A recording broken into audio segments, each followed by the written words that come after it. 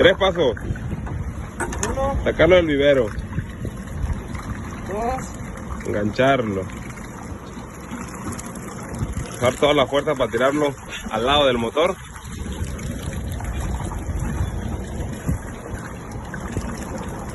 ¿Sí?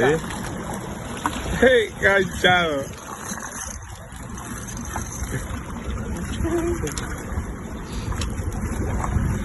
ahí está. 3 pasos nomás, no ocupan más, carnales. Y empiezan a disfrutar.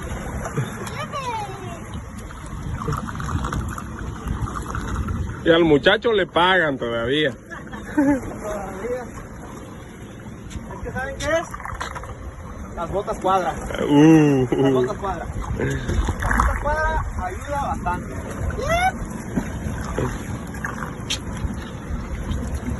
Give me the gancho, my friend. Give me the gancho, my friend.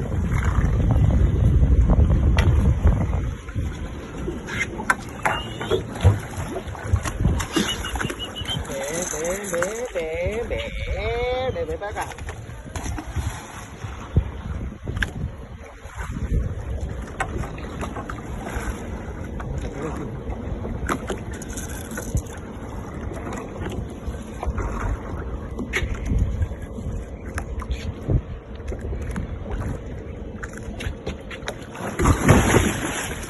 No, su verga, lo agarré del mero filo.